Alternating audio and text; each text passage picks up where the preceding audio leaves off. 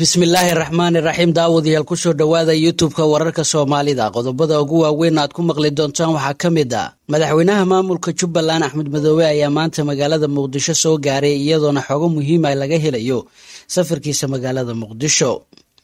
sidoo kale qodobada aad ku maqli doontaan waxaa ka mid ah diyaarado dagaal oo duqeeyey qaybo ka mid ah gobolka shabeellaha hoose halkaas ay ku sugnaayeen ururka al-shabaab sidoo kale faahfaahina ayaanu idinkaga haynaa sidoo kale daawadayaal waxaad ku daawan doontaan warkayaga inta uu socdo axmed madoobe ayaa magaalada muqdisho waxa uu kulan gaara kula yeelan doonaa fahad yaasiin iyadoo kulankaasina xogo muhiim iyo weliba faahfaahino dheeraad aanu idinkaga hayno waxyaabaha looga hadli doona sidoo kale axmed madoobe oo guri gaar ah ka degay agagarka madaxtooyada soomaaliya halkaas oo si weyn loogu ilaalinayo iyadana warbixin ayaynu idinkaga haynaa sidoo kale qodobada aad ku maqli doontaan warkayaga waxaa ka mid ah wasiir ka tirsan Finland oo weerar ka badbaaday iyo weliba ruuxii doonayay inuu qaarijiyo gacanta lagu dhigay intaasi daawadayaal waxay ahaayeen qodobadii warka ugu dorkorona markana kusoo dhowaada warkii oo fidsan ha iloobin inaad subscribe saarto channelkan si aad u hesho wararkii ugu dambeeyay sidoo kalena furo gambaleelka magaalada muqdisho maanta waxaa soo gaaray madaxweynaha Jubbaland oo wata ilaalo gaar ah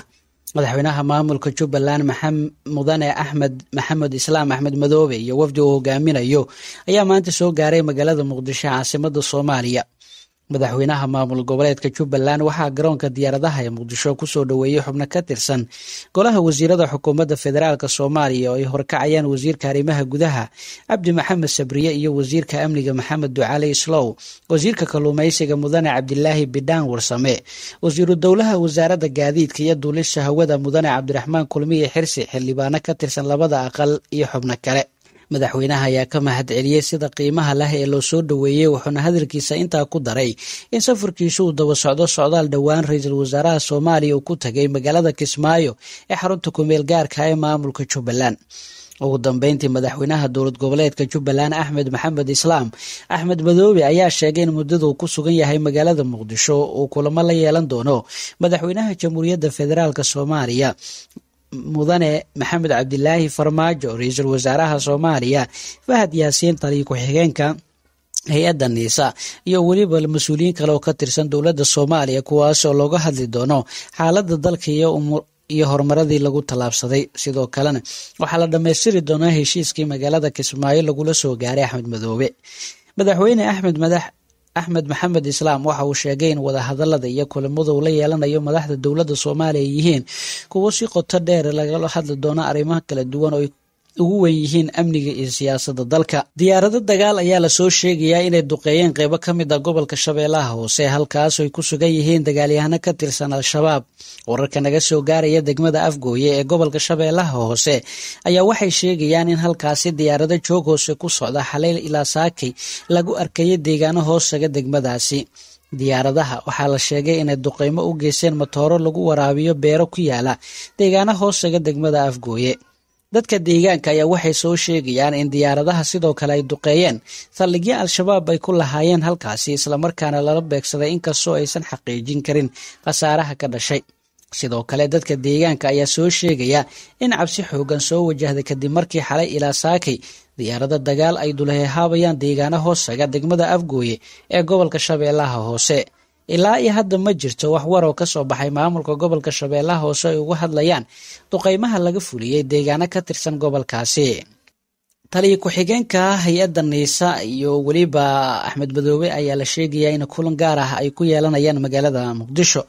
madaxweynaha maamulka Jubbaland Axmed Maxamed Islaam Axmed Madoobe oo maanta soo gaaray magaalada Muqdisho ayaa la qorsheynayaa inuu kulan gaar ah Muqdisho kula yeesho kusimaha ahna taliyaha hay-adda nabad sugidda iyo sirdoonka qaranka Fahad Yaasiin sida aan warar hoose ku helnay Axmed Madoobe iyo Fahad Yaasiin ayaa ka wada hadli doona dhamaystirka heshiiska dowladda federaalka iyo maamulka Jubbaland oo isagu wakiil u yahay ay ku soo wada gaareen magaalada Kismaayo ee xarunta ku-meel gaarka maamulka Jubbaland sidoo kale Fahad Yaasiin oo loo xil saaray xalinta khilaafka Axmed Madoobe iyo Villa Soomaaliya ayaa damacsan inuu Axmed Madoobe ka dhaadhiciyo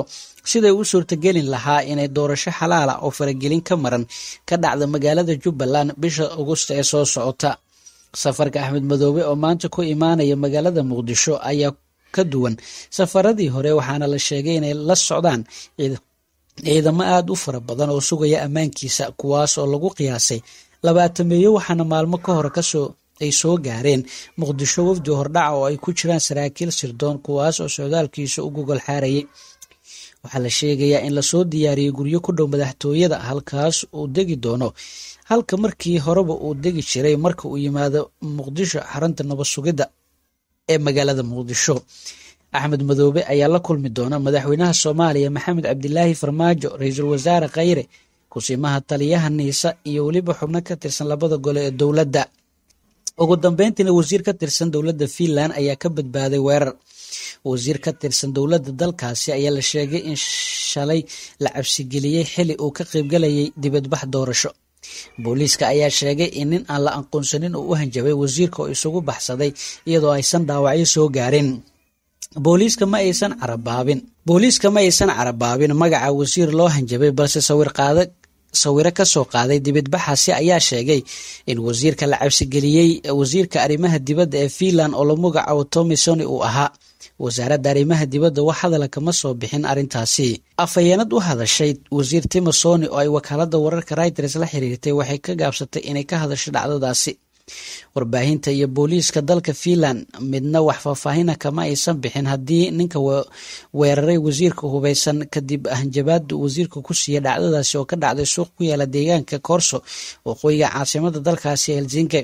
ciidan ka tirsan kuwa ammaanka ayaa la sheegay in garbaduub u xireen ninka weeraray wasiirka kaasi oo watay shaar madow oo ay ka muuqatay calaamada koox ka soo horjeeda muhaajiriinta ku nool dalka Finland oo la magac baxay ciidankii Odlin. guud ahaan daawadayaal intaasi ayaynu ku soo afmeeraynaa wararkii aad kala socoteen YouTube-ka wararka Soomaalida. haddaba daawade ha iloobin inaad subscribe saarto, sidoo kalena gambaleelka furato si wararkii ugu dambeeyey ay kuu soo gaaraan.